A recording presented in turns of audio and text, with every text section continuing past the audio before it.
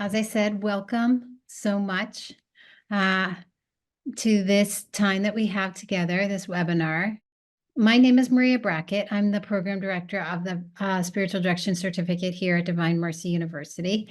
And we have the pleasure to have with us tonight Eileen Wieck, who's an alumnus of the university, the certificate program.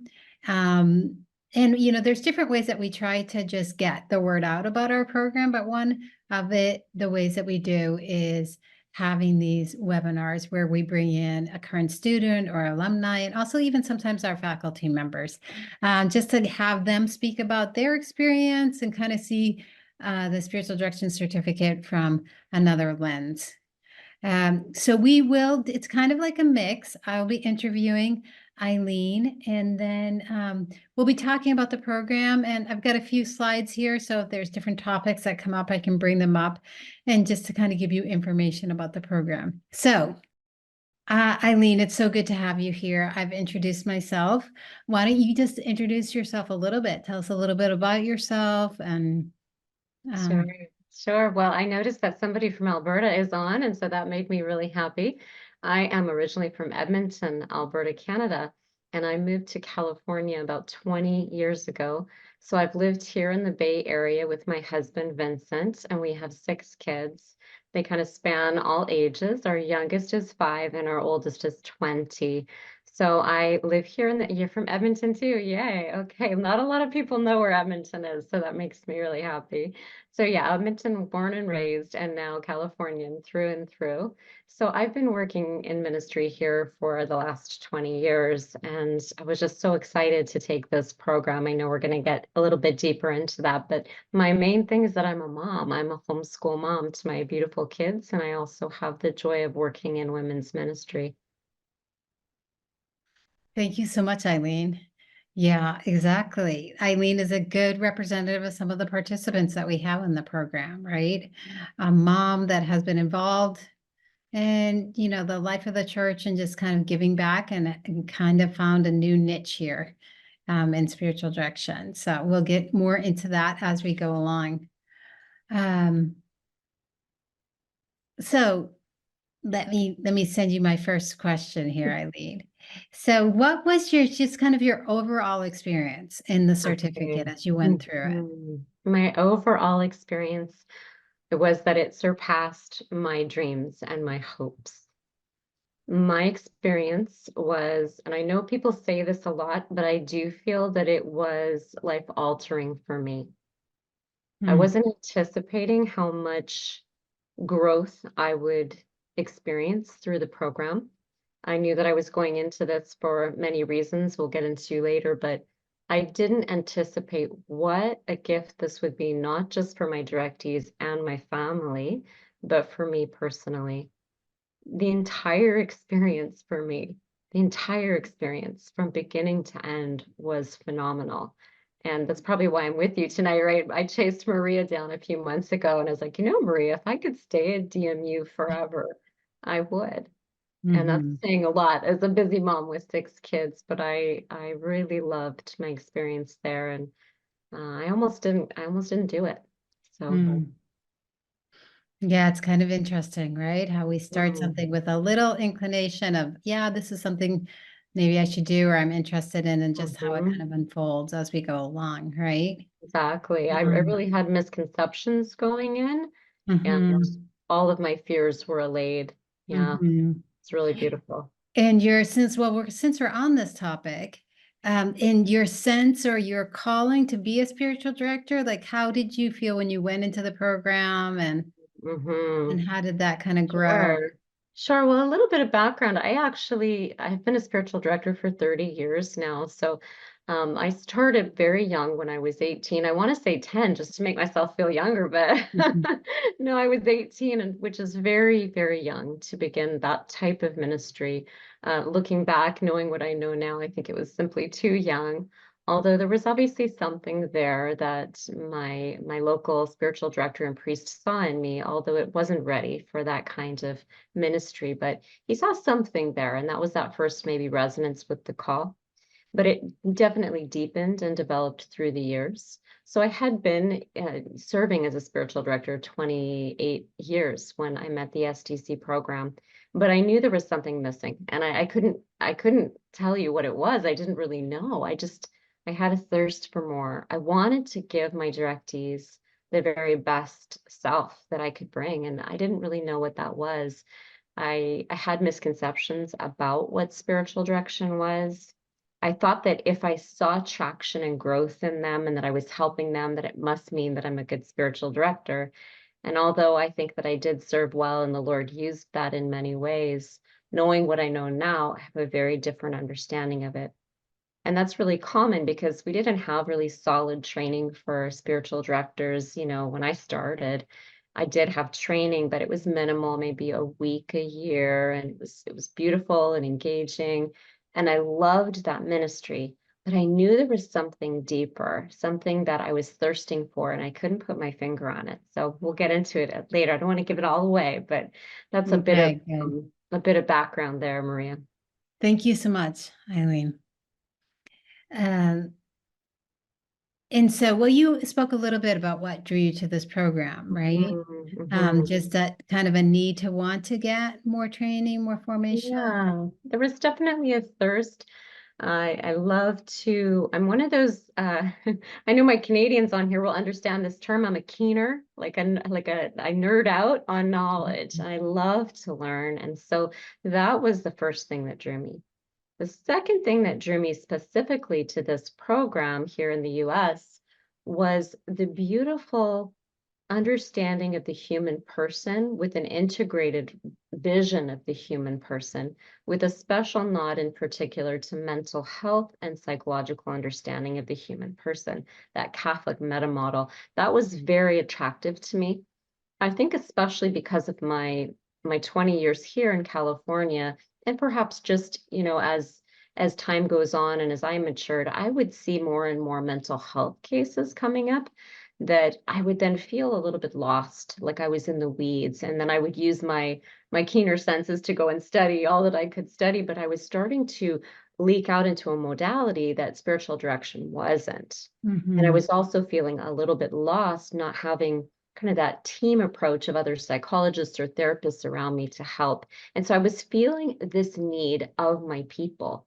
And so when I heard about Divine Mercy University with this kind of special way that they view the human person, there was such a pull in me like, yes, this is the place for me that has a good integration of the spiritual life and the psychological and mental health of our people, and also an understanding of where my scope begins and ends as a spiritual director. That was very helpful for me. And so I knew this was a program for me, but like I said, I almost didn't do it.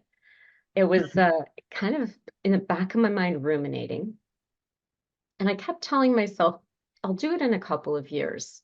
I'll do it in a couple of years. At that time, I still had a 3-year-old and I homeschool my kids. I mean, if there's anybody that's a poster child for not being in school, it was me. And I really wanted to make sure I was getting my own oxygen and taking good care of my kids. So I just kept putting it off. And then one day, out of the blue, I just thought, I'm just going to send them a message and see when their next class is. And it was just one of those God moments. I had applied and everything got rolling so quickly and the doors opened so quickly. I think God gave me a little nudge, and I'm so glad that He did. The timing was perfect for me. And as I said, those fears that I had, especially about it being like an unmanageable load for me, those fears came to pass. And I began to see that the way that it's tailored, this program is university level, rich, deep, meaty content, but it's presented and given to you in such a manageable way. For an online program, I think it's a phenomenal program. It worked so well with my life and my schedule, gave me the freedom that I needed to take care of my kids and my family and my other work the way I needed to, and helped me carve out the space and time that I needed to study and to go deep with the material. Thanks so much, Eileen. Yeah, that there's some things that I just want to talk about that you kind of presented there and maybe mentioned, right? Like Mm-hmm. the meta model, the Catholic Christian meta model of the human person, which is at the heart of the university, right? And this meta model. We're looking for a shorter title for it, but we haven't found one yet. But Pick basically, one up. yeah, we're doing a whole survey here at the university to come up with something. But basically, it's like a model of how the human person flourishes, right? And that's why we like to think of the spiritual direction certificate as training people to help others flourish in their relationship with the Lord. Hmm. And so the meta model just takes Catholic Christian philosophy, theology, and psychology, and just shows the integration of all these um, in sciences and or philosophy with the human sciences, and creates just a real picture of who we are as human people, taken from the great classical tradition and the tradition, the Catholic Christian tradition. And so we call it the meta model. And basically, there's a big book about it. You can find it on Amazon. But it goes through like what are the philosophical principles of this tradition, and what we understand about the person, what are the theological principles, what are the psychological principles, and how do they all work together? And what we encourage our students to do, and I'm sure you experience this also, Eileen, in the certificate, is first of all, see that whole person who is in front of you. See all those different dimensions. And then you work from your place of expertise, which as spiritual directors is really, helping that person to grow in their relationship with the Lord, sometimes referred to, as their spiritual life or their interior life, and to grow that, right? So and that's our niche as spiritual directors. And that's where the program really gives you the knowledge and then the skills, trains you in the skills also. And like Eileen mentioned, giving you also just a strong sense of your identity as a spiritual director. What does your field kind of look like? What are the things that you can do? Where can you help and where you can't, and how to work with other people that can't, and things like that. So it is, like Eileen said, it's a very there's a lot as you go through the program. Very rich. Okay. So anything you wanted to add to that, Eileen? Or I No, should that's your great. next Yeah. question. So um as a lay person, you talked to us a little bit how you'd been drawn into this ministry and everything. And it's not, I try to remind people, in fact, I might even have a slide on this, about spiritual direction. And because sometimes people these are what I call the myths around spiritual direction, right? Mm-hmm. All priests are spiritual directors, but lay people cannot be spiritual directors. And actually, there's a great document of the Catholic Church written in 2011, which is what I quote here: the priest, minister of divine mercy and aid for confessors and spiritual directors. And so there's some great quotes on this. The first part of this document is about confession and confessors. And the second part is for priests as spiritual directors, but they take the document and they use it to kind of talk about the tradition of spiritual direction in the church, in the Catholic Church, and which has one of the most richest traditions of spiritual direction, right? And so it says here, while spiritual direction was always imparted by monks and priests, other members of the faithful men and women who offer the service of counsel along the journey of holiness, right? And you think of the early desert fathers and mothers, they weren't religious. I always like to point out that St. John Paul II's first spiritual director was a layman. And that's really the one that he really talks about, who taught him how to pray and to enter into contemplative prayer, right? So beautiful, right? So this is a possibility, and there have been lay spiritual directors. Sometimes we don't even realize that they exist, because we think of St. Catherine Siena and we think, oh, she was a nun, but actually she wasn't. She was a lay person that dedicated herself to the Lord and lived at home her whole life, and right. And so there's many examples of that. in both the Catholic and the Protestant tradition. So, um, I'd like to just remind people that lay people can be spiritual directors. They've always been spiritual directors. It is important in this document that whether it's a priest or religious or a lay people, that all the people get training for this. And that's what this document also says, it says, in present circumstances, while there is an increasing demand for spiritual direction on the part of the faithful, there is likewise an increasing need to better prepare priests to give spiritual direction. Such training would enable them to afford spiritual counsel with greater diligence, discernment, and spiritual accompaniment. So we do have, and Eileen, I don't know if in your cohort there were any priests. Oh, yes, we had at least 5 to begin with, and 3 to graduate with. Yeah.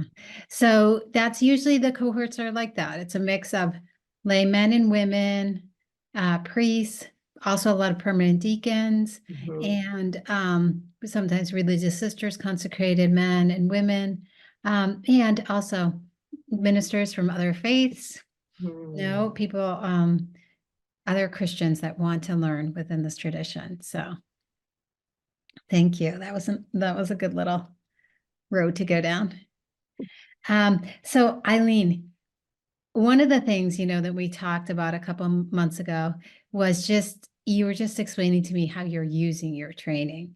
And I just thought that was just so interesting, unique. And I just wanted to give you an opportunity to just tell people about that a little bit more.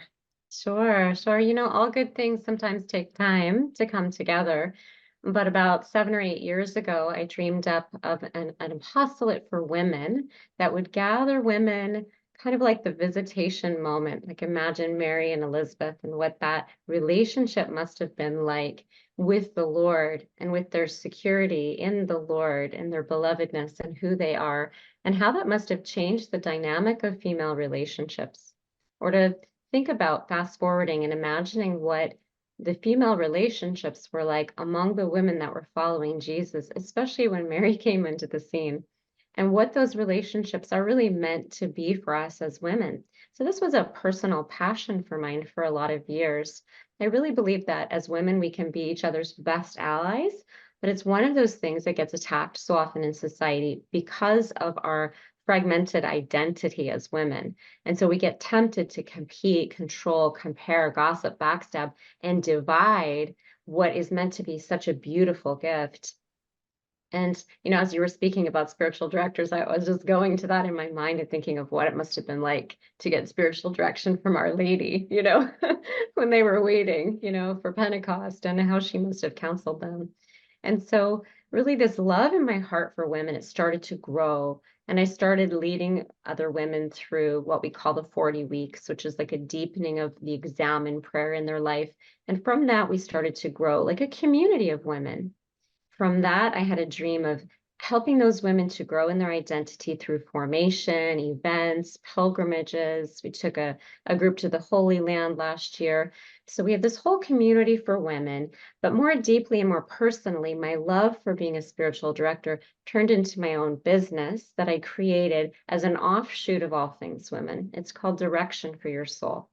We started out this conversation with just explaining that team approach was really important for me, knowing that I could rely on a therapist, a psychologist, a supportive priest, other spiritual directors, maybe have a few coaches that I could work with. So I had this kind of vision in my mind of a group of people all around me that we would work to serve a person's needs according to wherever they're at that point in their life.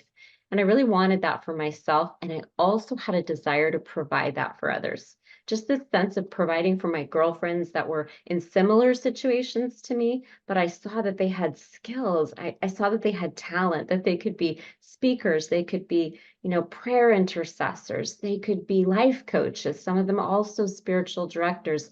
And I had a desire to create a platform or create agency for their talents to shine. So we created All Things Women, and then later the LLC. The LLC came after I graduated from SDC. Originally, it was just a way for myself to be compensated for my work. Of course, I work donation based, but because I see plenty of directees now, and as a mom, I just ask them to offer what they can so that I can support my family. And so that became a business, and it had an offshoot there where we have agreements now with coaches, spiritual directors. We have people who can come in and do inner healing prayer with our clients. So when people come to our website, they find us and they see our team, and they see that there's so much opportunity for them. They can speak with somebody who has skills maybe in nutrition. They can speak with someone who maybe has skills in executive functioning for special needs. We have a lot of people here in the Bay Area in this tech environment that struggle with attention deficit disorder, and they struggle, and these things can kind of blend into the spiritual life. So if I'm seeing a client and I see that they have a struggle that's really kind of getting in the way of their spiritual growth, I'm able then to refer out to a partner of mine, really, and say, this is a wonderful woman that you could work with here. Or maybe to get some great body care and get kind of your whole self integrated, you could work with our specialist in nutrition. So we work together like a team, and we also work like a family where we move forward in our formation together. So this is kind of how I'm using my skills. And it's just, as I said, it's starting to kind of flow into what the Lord is doing. It's become kind of a national thing with All Things Women. And it's just been a huge blessing to me and to those that we work with. Thank you so much for sharing that, Eileen. I don't know. I'm going to talk a little bit right now. Would you want to put into the chat maybe the website or a link where they Sure. could, if they were interested in looking into this? It's called All Things Women. It seems like it's for women. So, Well, yes, the direction for your soul is for men and women. And we okay. actually have a few priests on there as well, including a few of my fellow graduates from DMU. And so direction for your soul is for anyone, but then we have a special community out of that that's called All Things Women, just for the ladies. Okay, great. Thank you. Yeah, put that information in the chat in case anyone wants that. It's always so interesting for me as the director of the Spiritual Direction Certificate Program just to meet our alumni as they're going out into the world.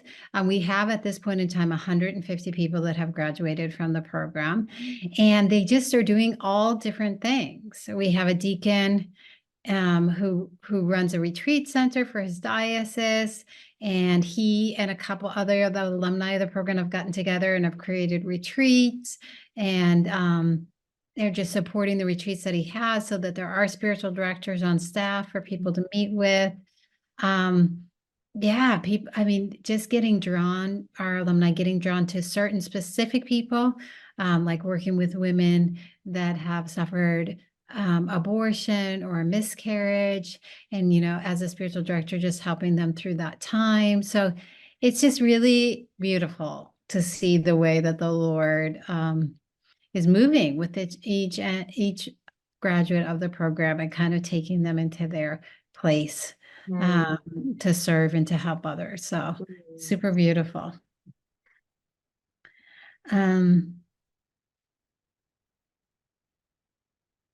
So Eileen, what did you find most helpful about the program? And you talked about the growth that you experienced and just kind of that, but what did you find kind of maybe going through the program that was most helpful? Maybe not, it could be the content, or it could be, maybe the way that it was given to you or something like that. Sure. There's many things. I would say the first thing is actually of a spiritual nature.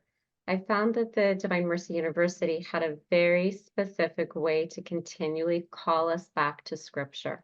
Even in each assignment that we had, we were often asked to quote or cite or reference the scriptures. And I didn't realize until DMU how little I was really soaking up scripture. I thought I was, I'd read my breviary, I'd read the daily mass readings, I'd do my gospel reflection, but I always felt there was something missing. And because it was so integrated in our assignments, it actually changed the way I attend souls. Now scripture is just coming. It is just there. It's the living word. And I have a new relationship with that. So I just hats off to Divine Mercy University, first of all, for bringing that forefront and center. The second thing that was very helpful was the content was very applicable. Every reading that was chosen meant something for us. We weren't drowned in all sorts of reading that we had to go through that wasn't something we could apply in our actual practice. That was incredible. Whoever, Maria, chose the readings and the selections, and how well they sinew together to help us to understand the lesson. I also really, at first, I was like, oh, a little nervous to do the posting and the replying to the questions, but I started to see a pattern of genius. The Holy Spirit was clearly behind what we were being asked to discuss and even how we were being asked to discuss it to really draw out the very best assimilation of what we had read. The other thing that I was pondering the other day that was probably my highlight was the residency. Being able to practice with other students and get real-time feedback, that was incredible. The instructors as well, I felt, I was a little worried about getting drowned. It's going to be university, it's going to be big. I'm going to have to keep up a pace. I was so nervous, to be honest. And I found that I was just among friends. Each of the instructors became like a friend. They were very attentive to me. They were able to answer my questions in a really timely manner. I really felt well accompanied. So I think those were the main things that were just stellar in my opinion. Thank you. So that brings up the residencies, and I do have a slide on these just to talk about them a little bit. I thank you so much for those reflections though, Eileen, because I think those are just some beautiful things. And I love what you said about scripture. Because I definitely see it in the program as I go through and, work in different courses or reach out to students, but it's neat how you, it changed kind of how you use scripture. And it sounds like your encounter with it too. So that's beautiful. So the residencies, like Eileen was talking about, are 2 4-day. There's 2 of them and they're 4-day. They start on a Wednesday evening and they run to lunch on Sunday. And we're right by International Airport, Dulles, and major highways. So it's really easy to get here and really easy to get out of here. And we house the students at a local hotel, which is like about a 5-minute, maybe 6-minute walk from the university.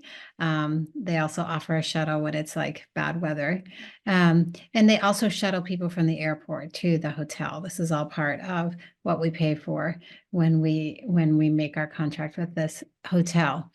So the residencies, as you can kind of see by the picture, just is, bringing together your cohort for some intense training, where, like Eileen was talking about, you start with some classes in the morning, and then pretty soon after that, you get into small groups where you're given scenarios, and a faculty member is always present in each of these small groups, and they kind of coach you through it. And for the first residency is really about learning some of the basic listening skills.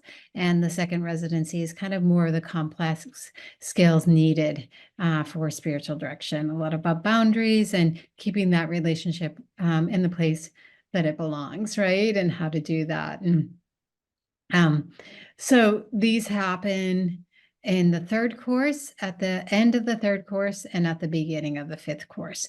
So basically, if you're going through the program takes you 2 years, so it's 1 residency a year. And, there's a cost for the residency, a cost for the courses. So I'll show that to you a little bit later so that you can see the breakdown for that. Anything else you want to say about the residencies, Eileen? Yes, I do. Like I said, it was one of my favorite parts. And even as you're going through it, I was just feeling how much I miss those experiences. I would say I wasn't anticipating the bond that would be created. I mean, there is a bond as we're replying to one another's posts, but when you do your first residency, there was such a bond among us. We are friends for life. We still WhatsApp chat each other all the time, our cohort. And what I wasn't anticipating, I went into it thinking a lot of fear, to be honest, thinking, oh goodness, I can do fine one-on-one with a person when there's no camera and lights around, right? I'll be just great. But if the fear that I had of what's it going to be like one-on-one with a person with an instructor there, that was the fear of, oh, I'm going to be in my head. And that was Mhm. something that our instructors did a great job forming in us to really let go to the Holy Spirit. And just seeing spiritual direction is a prayer of the church. And I thought, Yes. well, I don't have to worry if I'm praying. It's me and the Lord in this directee, and I'm just wanting to see the Father's heart for this soul. And so Mhm. that really changed all of those fears. So I went into my first residency thinking it was going to be very difficult, and I was wrong. It was, again, very rich and challenging, but it was so manageable. In fact, for me, going to the residency felt like mommy spa for the week. I almost didn't want to come home because it was so rich. I was growing so deeply. And the bond that many of us are still close. As I said, some of them have become my closest friends that are now working with me in what I do. And I'm just so grateful for the residencies. Mm. Yeah, that bond is really amazing. And I see it across for everyone, just how they form that relationship. And they do stay in touch with each other. They form peer groups to kind of support each other as they go out as spiritual directors. And yeah, it's just, they do. They're great friendships. And I remember I think one of the alumni that I interviewed at one point in time, Natalie Jackson. She Yes, she's said in to my me that cohort. when her experience was when she came to the residency was like, she walked in and just started talking to people and she's like, I found my people. People. Yeah, Hmm. that's what she said, which I thought was so neat. She was like, I thought that it was just me in this world that felt this way about Hmm. things. And I found a whole Hmm. group of people that were just, Hmm. and that was interesting to set real confirmation for her that she was in the right ministry. Mm. Hmm. Um, was there anything that was difficult for you in the program? Sure. Sure. Looking back, what I thought was difficult didn't need to be difficult. So I'm really glad you asked that question. For those of you that are discerning going in, I think my piece of advice would be to relax and let go of the feeling of perfectionism, which I own. I went in really, really nervous in my first class. Like I'd said, it'd been 25 years since I'd been in school. And that first class was the hardest of the six for me because I went in a little bit like uptight, worried about getting it right, making sure I got my assignment just so. And I really didn't need to be. I think that throughout the whole experience, I started to gain confidence and realize like the end goal here is that we want to understand that you've assimilated the information and you understand it clearly in your post. You do not have to stress. And I was stressing because I had never been in a class like this before. And so it was the simplicity of just that first class. There was a little bit more reading in the first class, and it was learning how to cite and reference things. And looking back, I did not need to make it so complicated. And so I would really just give that piece of advice, like, do not worry. Your instructors are there to help you. And after that, it was a breeze. Once I kind of let go of that and I realized Mhm. it's not what they're looking for. This is like, don't Mhm. worry at all.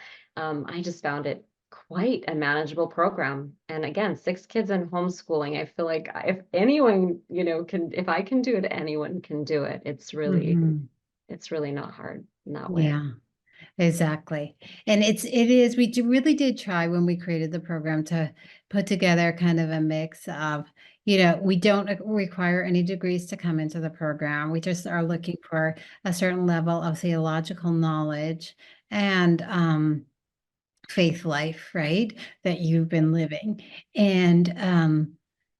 And so when we talked about kind of the academic level of the program, we knew we would be working with a very diverse um, Mhm. audience, right?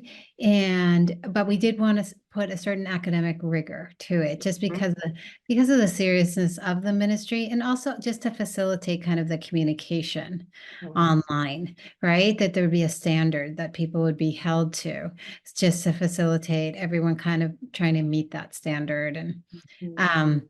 so you'll be happy to hear, Eileen, we just just finished updating SDC 100, and we actually created a little 2-pager that summarizes what you need to do as far as Oh, citation. beautiful, Yeah, so beautiful. we took out all the other information that we felt like that was just creating more noise than anything. And so it's much Well, more even streamlined now. even with that noise, and as you're speaking, I have to say it was actually an attractive part of the program in the end for me because I really felt like it gave me order to developing my thoughts. Hmm.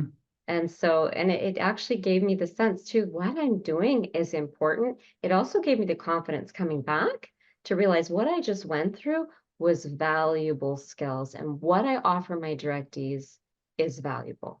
Hmm. So that was really helpful for me. Yeah, it's not a fluffy program. We don't No, gloss not a over fluffy program. anything. I mean, it's, the sacred ministry of spiritual direction is just you're in sacred ground, right? Helping Yes. someone else in their relationship with the Lord. And so just giving it that seriousness and really, one of the objectives that we have with the program is really training professional spiritual directors. Hmm. It's not like spiritual directors that have briefcases. We're not talking about that, but people that know who they are and they carry Yes. out their ministry with responsibility, understanding, the limits and Yeah. understanding where they have their expertise and their spirit, right? Mhm. And just a lot of different things that come along. Yep. That's exactly what you aimed for, and it is what you created.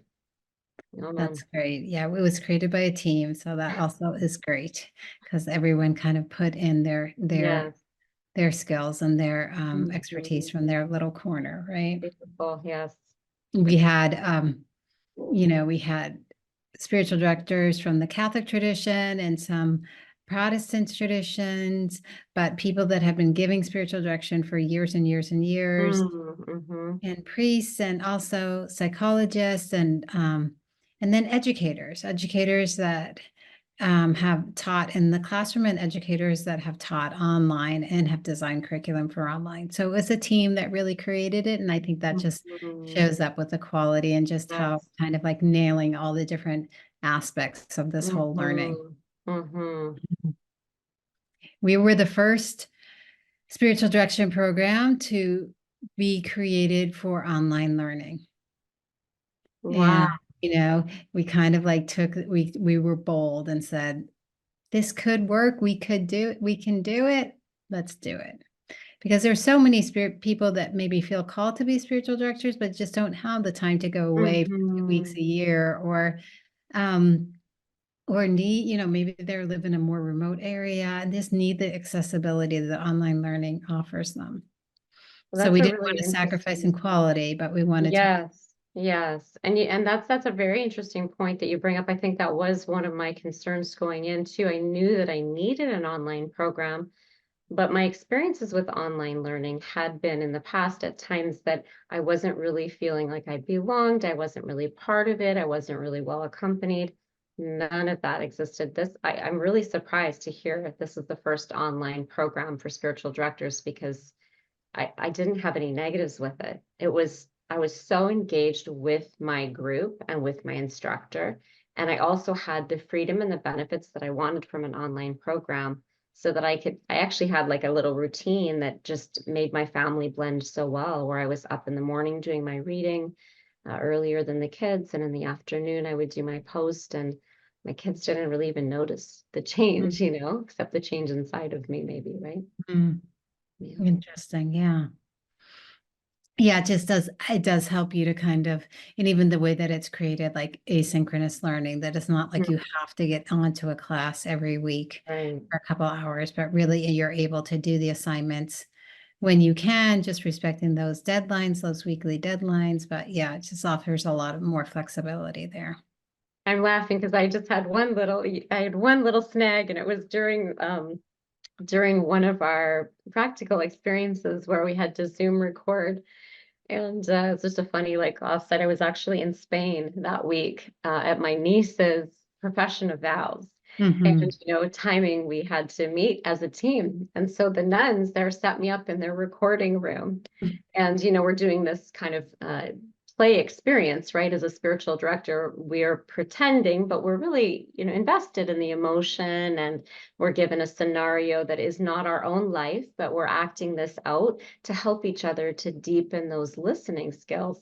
And so the nuns didn't have a lock on their door. And that day, my vignette was that I was a terribly distraught woman, over my marriage. And so all of a sudden, one by one, the nuns are coming in, not realizing I'm on Zoom. It's being recorded. I couldn't stop it. And I have to kind of play act this situation. So that was like my little hilarious moment at DMU. But even that, here I am traveling in Spain, and I was able to access what I needed and get it done and have a funny story to tell at the end. But it was so helpful to have it be online for me. I wouldn't be here or have gone through the program had it not been. That is funny. Yeah. Then there are people that, if someone been saying, I'm going on a cruise with my husband, but I want to, I want to stay up. So I'm going to pay for Wi-Fi on the cruise, or, it does help you. I mean, the instructors are always there, and they're willing sometimes to give you an extension on an assignment. Very flexible. Yes. Yeah, they can do that. But often people just want to keep going with the rhythm. Yeah. And so there is that flexibility. Well, let's see about any questions, and then we can just see if there's anything else that you'd like to add, Eileen, and I can give some details just about the program. Let's get questions and answers here and see if there's anything. Is there a clergy discount? There is. So the way that you'll see right now, we actually have a discount, a 10% discount for anyone that's active in ministry in the church, and their faith community. But that discount kicks in for the third course on. We just reconfigured the entrance into the program, and we've made it 2 tiers just from the experience that we've had. So now we have people come into the first and second course with just an easier application process, and try it out and see how online learning is for them. They're 2 beautiful courses. The first 2 courses, the first one is just about the whole history of spiritual direction, what it is, what it isn't, just kind of diving deep into the tradition there, and also doing some just reflection about your experience of spiritual growth in your life and what it has been like, and who have been the people that have helped you, and how has that been, right? And then the second one is a deeper dive in just a human development, and also into your own human development, because one of the things that we want our spiritual directors in training is to grow in self-knowledge and self-awareness. So those 2 courses just give you a lot of great information and experiences that are just so worthwhile. But after that, to get into the third course, you have to go through an interview. We ask you for a couple more letters of recommendation, and because we feel at that time you really have clear that this is probably for you, because the third, fourth, fifth, and sixth course are really, get into training, and so we want people to kind of make that decision before they go into that. So we really feel like we've kind of teed it up with the first 2 courses. So the discount now begins with the third course, and it's 10%. Then this is how often do you need to meet online? How many hours do you need to devote a week? So really, it depends on each course, but there's not necessarily an online meeting. As I said, we just reconfigured the first course, and we'll be doing that for the second course. And in the first course, we have put an optional online meeting. The course is 8 weeks long, so there's 6 of them. So you can participate in those if you want to. You don't have to. There's other ways to do your assignments. It's just because we saw with the students' evaluations that they did want to have the opportunity to meet with a professor and talk about things. And so we kind of just set that up now in this new version that we created. And then we tell our students to set aside about 6 to 9 hours a week while they're in their courses for the program. And that's, as I said, this was built by curriculum experts, so they actually do their math, and they we're always talking about like, no, we can't add more readings here, or we've got to figure it because we don't want to go over this time. We want to stay to what we created the courses to be. So it's 6 to 9 hours a week. The dates of the residency, if you go onto the DMU, the Divine Mercy University website, up in the left-hand corner, you can find something that's called calendar. Drop it down, and it has the academic calendar of the university. So the dates of the residencies are there. In fact, I just approved the next year's calendar, so it should be going up pretty soon. So you'll be able to see the dates for the residencies for this year, and then all the way through the next year's academic calendar. So through summer of 2025. So we try to have those published a lot in advance, just so that you can kind of know and see. If there is a time where you can't take a class a term, and because you can't get to the residency that term, you just take a leave of absence for that term and you jump in the next term. We offer all the courses, all 6 courses, every term that we run. So sometimes that happens, you just jump back in. What happens though is sometimes you move from the cohort that you had to a new cohort. Let's see. So I think I answered that. So those are the questions that are here. I think you had a few in the chat too, Maria. Oh, okay, great.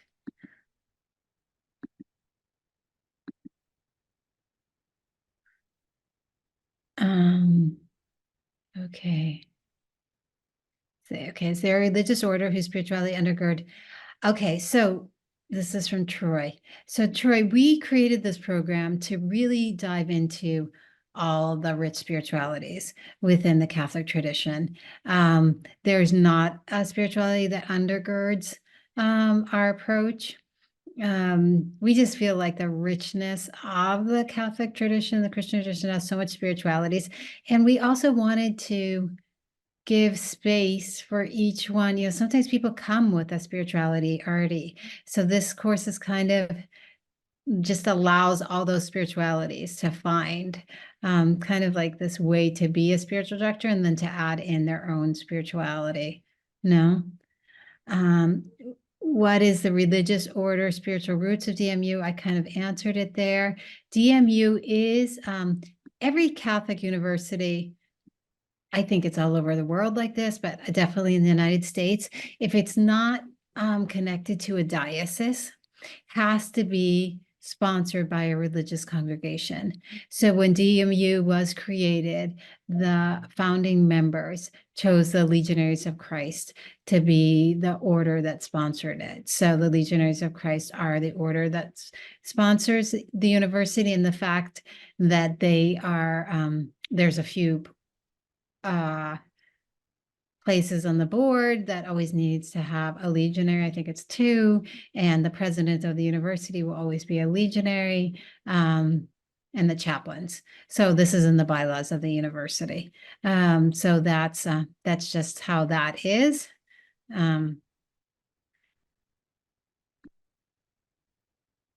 I know that there's some mention of other Christian faiths being involved in the program, but the program is 100% based on Catholic principles. Yes, Joy, it's based 100% on Catholic principles, but it's very scripture-based.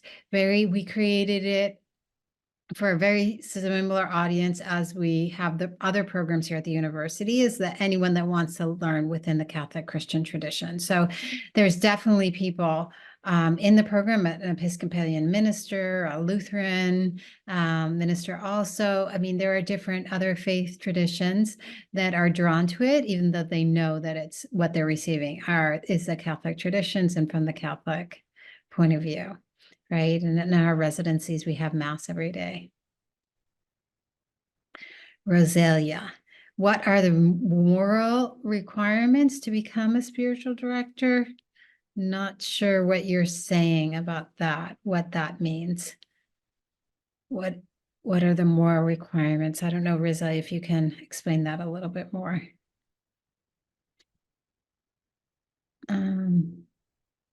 Okay, so Martha, don't worry, I haven't gotten into the cost of the program yet, so I will talk about that now. Let me just go back to the question and answer because there's some questions there I see. Okay, yeah, they're the ones.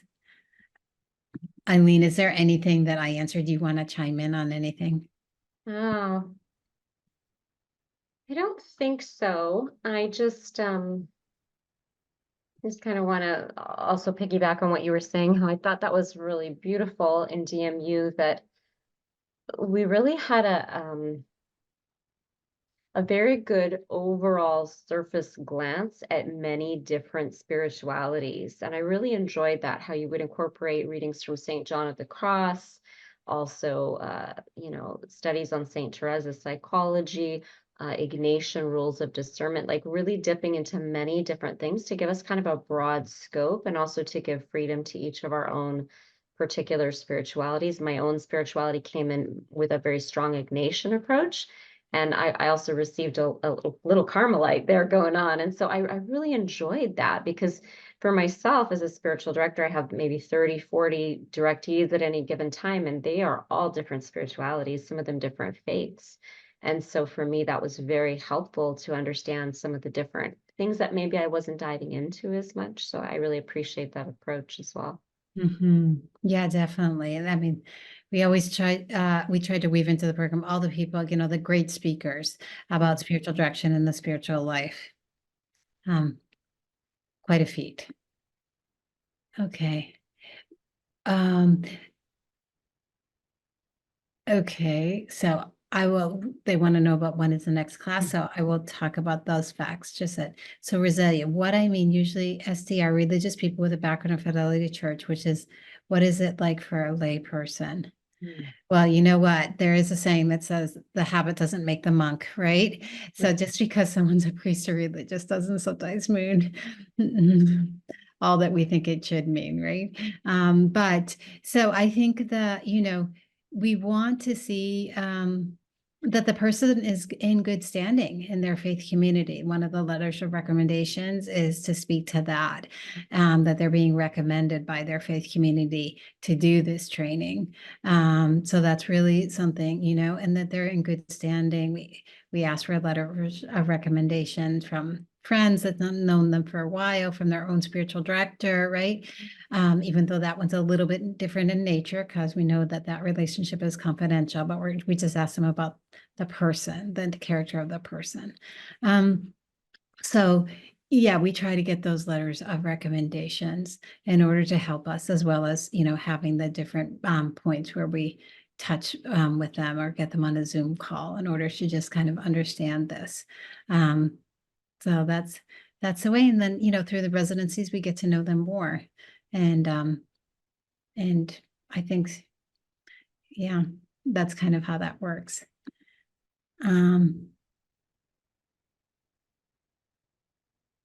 So this is a loaded question, Maria Elena. How do you reconcile the theories and principles of counseling, psychology, and psychotherapy to Catholic tenets that may challenge the experience and theories of the practitioner? Well, this is what the work of the university does, and this is the hard work that the university has done throughout their history, which is to kind of, Paul Vitz, which is one of the great founding faculty members of the university, says it's bringing psychology back to where it was born, which was in the Catholic Church, and the deep understanding of the human person. So yeah, it's definitely a hard work, but we're up to it, and that's what we spend our time doing. So we don't have a lot of time. I want to answer your questions. This is the cost of the program. There's 6 courses, so each course costs $600, $800, and the residencies cost $1,100. That residency fee covers your lodging, materials, all the teaching, most of the meals. You're responsible just for 3 of your dinners, and of course your traveling costs to and from the university, in fact, of how you get here. I mean, if you get to the airport, the shuttle takes you and they don't charge you for that to get you back and forth to the university, right? But So that's what that covers. In total, I think it's $7,000, I think in total that comes up to. And then as you go through practicum, which is a learning and actually using your skills as a spiritual director and being supervised, we do charge for you to have supervision during that time if you need that, or just enrolled in practicum. The program takes 2 years to complete. The next term that's opening is in May. It's called the summer term. It opens at the end of May. Let me show you the admissions advisor. This is his name, this is his email, and this is his phone number. And that calls go directly to him. It also accepts text messages, so you can reach out to him. His name is Greg Shapiro. He is happy to get on a conversation with you and just explain more about the program, answer your own questions about it. He is now we're accepting applications for the May term. So, and then the entry point for the program is we run 3 terms a year. So there's an entry point for the May term, then we run a term that begins at the end of August, and then we also run a term that begins the beginning of January. So you can jump in just whenever, when those terms start. A few more questions coming up here at the end, I think. Let me just make sure. Yes, all these prices are US dollars. Oh, thank you, Eileen. I see you answered that. This is a one-time certificate. Yeah, we don't have people come in and take their certificate again. We are trying to produce continued education, but we've got a lot of work to do. So it is a one-time certificate. Yes, you take one class at a time, and you have to pass the previous class in order to take the next one. It's just pass or fail grades. Maria, can you speak as well to those that might have questions about the payment? Because that was also really helpful to be able to pay per class instead of all at once. Yeah, you for those pay, it's families pay that- as you go, right? So as you register for each class, you pay for it. So it's not an upfront fee or everything all at once. It's just pay as you go. And so if you can't take a course, you can take a leave of absence for that term and just not register for that course. Sometimes people do that, right? There was a question about how many weeks are kind of off in between courses, since we only offer 3 terms a year. There's about 8 to 10 weeks between courses, except in the summertime. Between the summer and the fall semester, there's just a month. But all the other courses have about 8 to 10 weeks. Oh my. I always like to answer all the questions. I may know. Great. Well, we have everyone here. I think we're done. I think I did it. You did great. I thank you for your questions, because it's always great to have them and have the opportunity to just kind of answer what you would need. If you're interested in the program, reach out to Greg. He's more than happy to get on a call for you. This is what he spends his time doing. And just talking to people and answer their questions, trying to see if this is a good fit for them and what they're looking for. So thank you so much. Eileen, thank you so much for getting on with us and just My sharing about pleasure. We'll be praying for your all of you as you experience. discern. Yeah. Yeah, but you definitely, right? You were saying that we'll keep them, every one of them in our prayers, just to find out what the Lord wants for them, the next step. So thank you so much. God bless you all. Thank God you. bless you. Thank you.